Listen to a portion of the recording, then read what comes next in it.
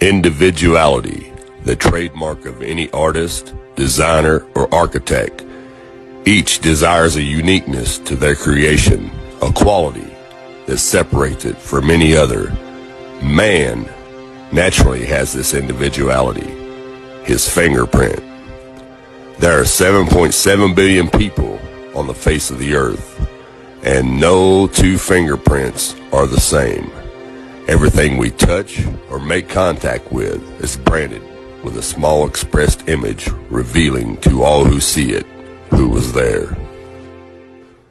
Around 1200 AD, a man named Leonardo Pisano, better known as Fibonacci, who was a famous mathematician from the Republic of Pisa, considered to be the most talented mathematician of the Middle Ages, Pisano discovered a sequence of numbers that created a very interesting pattern. The sequence begins with the numbers 1, 1, 2, 3, 5, 8, 13, 21, 34, and continues indefinitely. Each number is obtained by adding the last two digits together. A rectangle with the length and width of any two of the numbers of this sequence forms what is known as the golden rectangle, a perfect rectangle. A golden rectangle can be broken down into squares, the size of the next Fibonacci numbers down and below. If we were to take a perfect or a golden rectangle, break it down into smaller squares based on Fibonacci's sequence, and divide each with an arc, the patterns begin to take shape. We begin to see Fibonacci's spiral. The spiral in and of itself is insignificant. Its importance is revealed in where we find it. Take, for example, the sunflower. The display of its florence are in perfect spirals of 55, 34, and 21, the sequence of Fibonacci. The fruitlets of the pineapple create the same spiral based on the sequence. The pine cone does the same.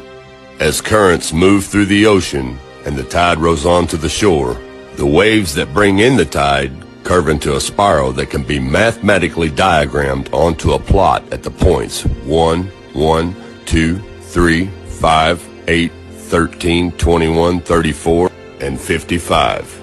Buds on trees, sand dollars, starfish, petals on flowers, and especially the nautilus shell are formed with this exact same blueprint. With each segment of growth, the nautilus adds to itself one more value on Fibonacci's scale. This blueprint can be seen around us on a small scale every day. But the greatest example of all is directly above our heads. Even the spiral of the celestial bodies above us are formed with the exact design that the tiny shell is formed. This sequence or blueprint appears to be the trademark of a designer, a proof of a creator, something left behind, indicating the one who was there, a fingerprint.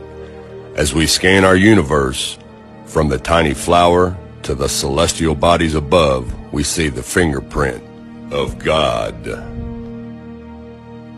Now this mathematical sequence was discovered in 1100 AD, and it's been hidden from us. They do not teach you this in public school. Now I'm going to switch the camera around and show you how this works really quick.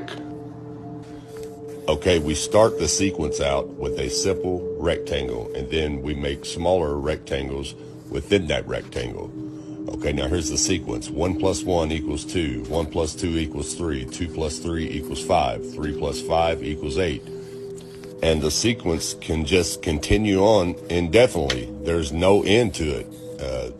We can just keep adding to it, and it just keeps growing larger and larger. 8 and 13 is 21. And you start your spiral going from the first number outward, and that is the Fibonacci sequence. And this simple little mathematical sequence proves that there's a creator. And there's a reason why the government would not allow this, well actually not allow it, they won't fund this sequence to be taught in public schools.